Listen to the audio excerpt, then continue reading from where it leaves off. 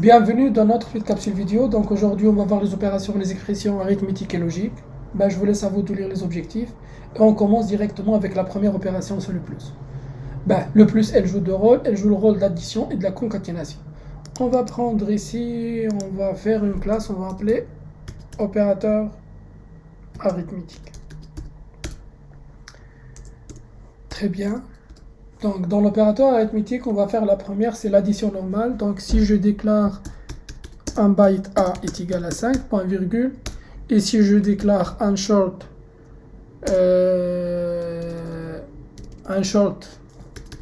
B qui est égal à 7, point virgule, il faut faire très attention que si je veux par exemple stocker la somme de A et B dans C, je suis obligé d'aller minimum à int, et je vais vous expliquer après ça. Donc on déclare un int et on va dire que le C elle est égale à A plus B. Par tout simplement en mémoire, qu'est-ce qu'il va faire, quelle opération qu'il va faire, il va faire 5 plus 7 qui est égal à 12, et du coup la variable C elle va contenir 12. Donc si je fais un system.out.println la variable C, il va m'afficher un 12. Très bien. Je vais retourner sur la remarque que je viens de citer tout à l'heure. C'est très important de comprendre ça. Si on a un byte short int plus la même quantité byte short int, quand je dis ça veut dire une variable de type byte ou de type short ou de type int, et on va additionner avec une autre variable, soit qu'elle est du type byte ou bien short ou bien int. On peut le stocker seulement dans une variable de type minimum int ou bien les catégories qui sont plus grandes que int. Donc on a int, on a long, on a float et on a double.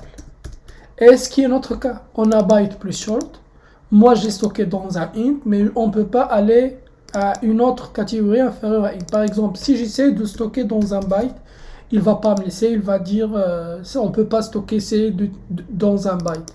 La même chose si on passe à short, c'est même erreur, donc il va me dire qu'il peut pas stocker int dans un short. Par contre, si je passe à int, il va l'accepter.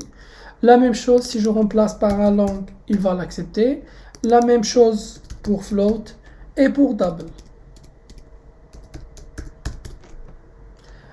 C'est ça ce que je veux dire. Donc on va retourner, on va remettre un int. Et bien sûr, si je fais int plus long, je m'excuse, oui, c'est int plus long. Donc pour les catégories qui sont plus grandes que int, toujours c'est le max qui gagne. Donc si on est inférieur à int pour les deux côtés, c'est le int minimum qui est requis. Si on est plus grand que le int, c'est la valeur qui a la plus grande, la valeur qui a plus grand type, c'est lui qui gagne. Donc ici byte short int plus byte short int, donc on peut stocker minimum dans un int ou bien les catégories qui sont plus grandes que int. Et maintenant on va voir le plus qu'elle joue, et le plus aussi elle peut jouer le rôle de la concaténation. Pour ça, on va venir ici, on va faire un string, on va déclarer une chaîne de caractères et qu'on va appeler Java, ça veut dire qu'elle va contenir le mot Java par tout simplement. Pas virgule. Et ici aussi, je peux utiliser le system.out.println Java, mais je peux utiliser le symbole plus et je peux ajouter le A. Dans ce cas-ci, l'opération plus, elle va checker les deux opérandes, celle qui est à gauche, l'autre qui est à droite. Elle va poser la question suivante. C'est quoi le type de gauche? C'est un string. C'est quoi le type de droite? C'est un A, donc c'est du type byte. Donc je vais faire string plus byte, donc le plus ici joue le rôle de la concaténation et ne joue pas le rôle de l'addition. Et il va coller, il va inscrire le mot Java, et à côté il va mettre la valeur de A. Donc dans notre cas il va mettre Java-5. C'est ça. Et là, je vais faire autre chose. Je vais faire A plus B plus Java plus A. C'est juste pour vous expliquer. Toujours votre machine virtuelle ou bien Java, il traite l'opération arithmétique ou bien logique du gauche vers la droite, du haut vers le bas, tout en respectant l'ordre de priorité pour les opérations. Si on a autrement, ça veut dire si on a des parenthèses, je dois faire, ou bien je dois traiter parenthèses en premier. Si j'ai des opérations qui ont ordre prioritaire par rapport aux autres, je dois les faire aussi en premier. Donc, ici, il va faire du gauche vers la droite. Tant qu'il n'y a pas une chaîne de caractères, pour lui, il va traiter comme si c'était une opération d'addition populaire qu'on utilise dans notre vie quotidienne. Donc, quand on fait A plus B, donc le type de A c'est byte, le type de B c'est short, donc l'addition, ça va nous donner, il va faire l'addition. Donc, 5 plus 7 c'est égal à 12, plus Java, plus A. Ça, c'est comme première... je m'excuse, ça c'est comme première opération qu'il va faire. Ensuite, il va faire 12 plus Java, il va remplacer le contenu de la variable Java par son contenu. Donc il va remplacer le mot Java par le contenu du mot Java, qui est égal Java tiré. Bien sûr, plus A. Pour lui maintenant, le 12 plus Java, donc le plus ici, elle ne joue pas le rôle de l'addition. Elle va jouer le rôle de la concaténation. C'est pour ça, à la fin, il va nous retourner 12 Java tiré. Après, il va mettre la valeur de A. Donc, la valeur de A, c'est 5. Donc, si on exécute cette ligne, normalement, il devrait me retourner 12 Java 5. Donc, toujours, vous devez prendre un opérand à gauche, un opérand à droite. On ne peut pas venir ici et je dis, ok, je veux faire, par exemple, je sais pas moi, si j'ai plus B plus A. Donc, je ne peux pas décider, ah là, je vais faire l'addition, après, je vais retourner. Toujours, il y a un ordre qu'on doit respecter, du haut vers le bas, du gauche vers la droite, tout en respectant l'ordre de priorité. Très bien. La soustraction, c'est la soustraction qui est très populaire. Il n'y a pas des cas particuliers. La même chose pour la multiplication. La division, c'est là où ça commence les opérations. Ben, on va faire ici on n'a pas besoin de ça. Et on va faire ce qu'on appelle la division. Ben, je m'excuse, juste laisse.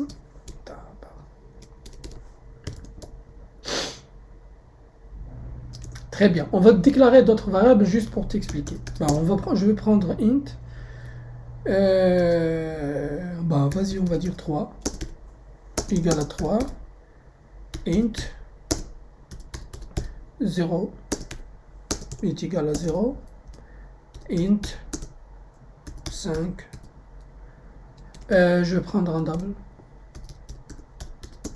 5 qui est égal à 5 points virgule. Je vais vous dire une chose, ici on a le droit de mettre 5 points pour dire que c'est 5.0, comme j'ai le droit de mettre juste 5 tout court, comme j'ai le droit de mettre 5.0. Les trois sont corrects, les trois c'est acceptable, il n'y a pas une qui est correcte, l'autre qui n'est pas correcte. Pour la division, je vais écrire les cas qu'on va traiter. Premièrement, on va traiter les cas, premier cas c'est la division entière par 0. Et on va voir c'est qu'est-ce qu'elle va nous retourner ça. Deuxième, on va voir la même chose, division, mais cette fois-ci, au lieu de faire une division entière, on va faire une division réelle par 0. Et on va voir aussi le type de retour. Troisièmement, on va voir la division entière vs la division réelle. Donc je vais commencer par premièrement à voir si je veux diviser par si je veux faire une division entière et je veux diviser par 0. Par tout simplement, je m'excuse, on va prendre 3 divisé par 0. Donc 3 divisé par 0. Et quand on va exécuter notre classe, on va voir ici notre programme, ce qu'on appelle ça notre programme plante. Donc, pour division entière par 0, le programme plante. On va faire maintenant la division réelle par 0. Donc, la même chose. Ça, je vais mettre en commentaire, sinon je ne peux pas exécuter mon code. Et je vais faire la même chose, mais au lieu de faire 3 divisé par 0, je vais faire 5 divisé par 0.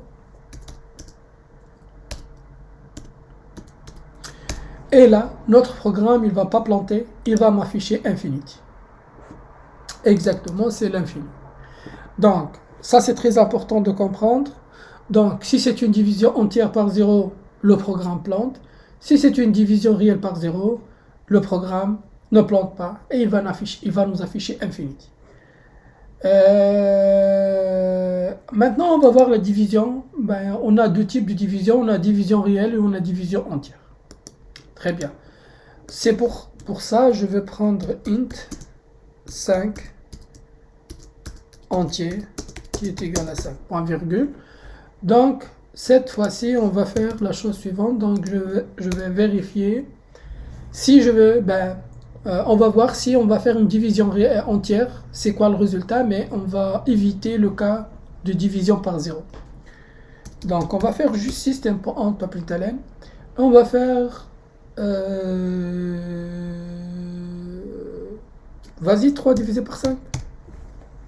Ok. Ça, c'est on appelle division entière. Donc, cette opération, elle va nous retourner le quotient. Je sais mieux, on va faire 5 divisé par 3. Après, on va prendre le cas 3 divisé par 5. Donc, quand on divise, donc cette opération, elle va nous retourner le quotient, c'est le Q. Donc, ici, dans notre cas, notre Q est égal à 1 et le reste est égal à 2. Donc, dans notre cas, quand je fais 5 divisé par 3, il va me retourner le quotient qui est égal à Q. Donc, on va exécuter notre. Et il m'a retourné le quotient qui est égal à 1. Si je prends à l'envers, si je divise 3 par 5, je sais ici que le quotient est égal à 0 et que le reste est égal à 3. Donc, quand on va exécuter, c'est pour ça il va m'afficher un 0 pour cette raison. Maintenant, si on va diviser, si on va aller un petit peu loin et on va changer le contexte, au lieu de faire des divisions des divisions entières, on va faire division réelle. Par tout simplement, on va prendre le cas où on va faire 5 divisé par, je sais pas moi, n'importe quoi, c'est à part 0 bien sûr, 5 divisé par 3. Donc le 5 ici c'est 5.0. Je m'excuse. Donc ici le 5 c'est 5.0 divisé par 3. La même chose, je dois calculer et on va retourner le quotient de cette opération. Donc si on fait 5 divisé par 3, le résultat il va nous retourner 1,66667. Et quand on va exécuter, et voilà la valeur. Donc pratiquement c'est ça. Le modulo, donc je l'ai déjà expliqué le modulo. Ok, on va aller directement pour le modulo. Le modulo c'est le reste de la division, pas de division euclidienne, c'est le reste de la division de A par B, tout simplement. Ici le signe de l'opération c'est le signe de A.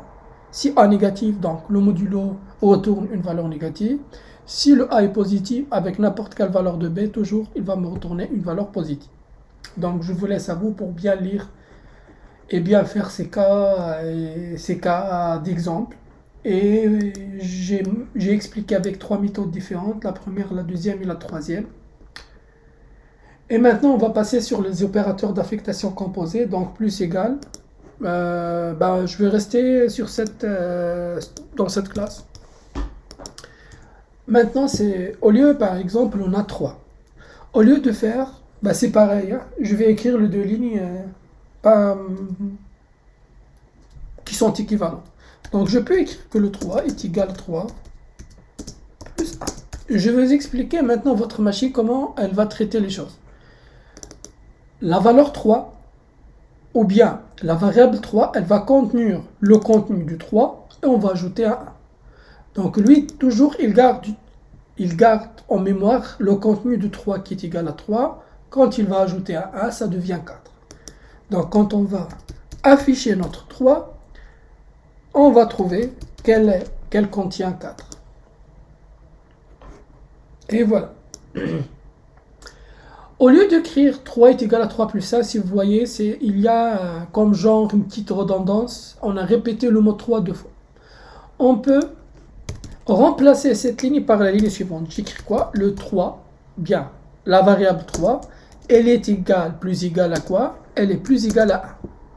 Ça veut dire, elle est équivalente d'écrire que le 3 est égal à 3 plus 1. Point virgule. C'est équivalent d'écrire ça ou bien ça sont pareils. Donc quand on va exécuter, il devrait m'afficher 4. Et c'est ça ce qui m'a affiché. La même chose moins égal, la même chose fois égal, la même chose divisé égal et la même chose pour 100 égal. Donc je vous laisse à vous de bien faire les exemples comme il faut. Bien sûr ici, pas la peine d'ajouter juste un 1, on peut ajouter un 8a. Donc quand on fait 3 plus égal 8, donc le 3 est égal à 3 plus 8, donc 3 plus 8 est égal à 11, donc il devrait m'afficher 11 ici. Donc on peut ajouter, on peut faire la division, on peut faire la soustraction, on peut faire le modulo, on peut faire la division comme on veut, avec les valeurs qu'on veut aussi. Les deux derniers, pas la peine de les faire, c'est pas l'objectif pour maintenant. Vous avez aussi des exemples si vous voulez traiter ces exemples. Aussi, opérateur bit à bit pour l'instant, on s'en fout, on va voir ça dans l'assembleur prochainement. On va faire l'incrémentation et la décrémentation, ce qu'on appelle préfixe et postfixe. C'est très important de comprendre ces notions. Ben, je vais faire une nouvelle classe. On va faire pré, postfixe. Ok. Là c'est très important ce que je vais écrire. Ben, on va faire la méthode main. Regarde ici ce que je vais faire. Donc si on déclare int i est égal à 5, point virgule. Si je fais plus i, point virgule, après je fais un système.out.println, la valeur de i, bien sûr il va m'afficher 6.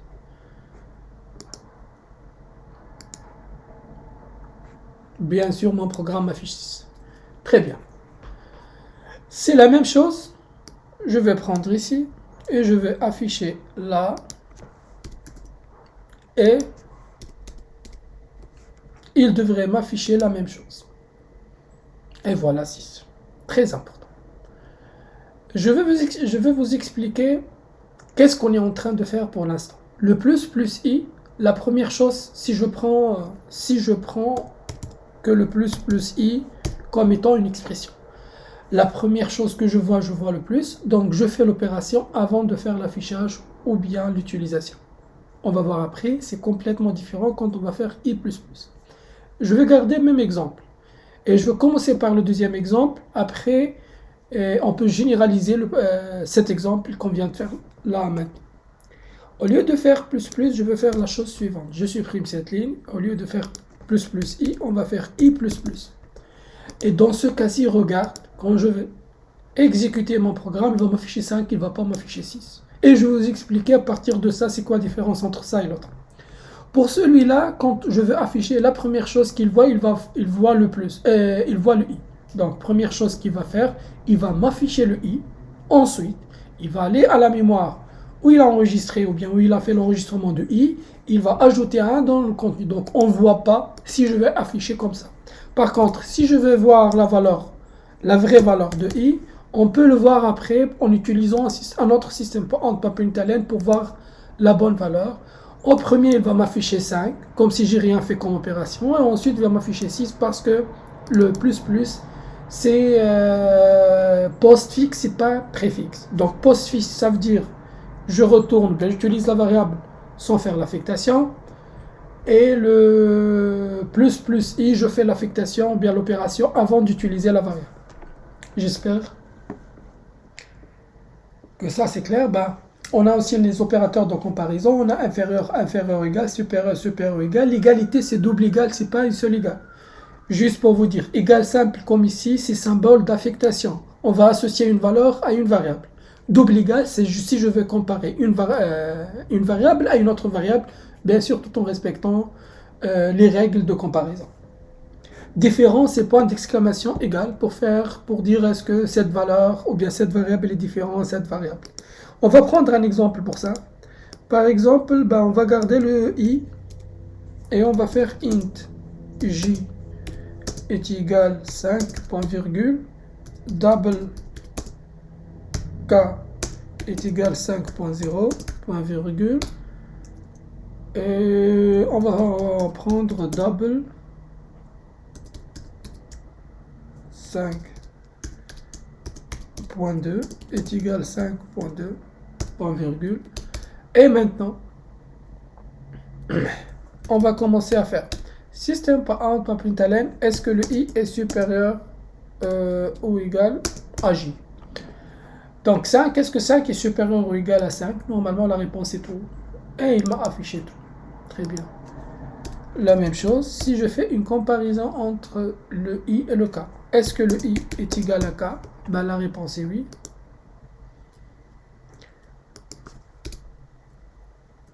La même chose si je veux faire le troisième test. On peut faire est-ce que le i est double égal à 5.2. Et on va voir que la réponse est false. Par tout simplement. Par contre, si je veux faire ça, et on regarde, on va voir que la réponse est true. Donc, on a transformé le 5.2 à un entier. Donc, du coup, on l'a enlevé cette partie.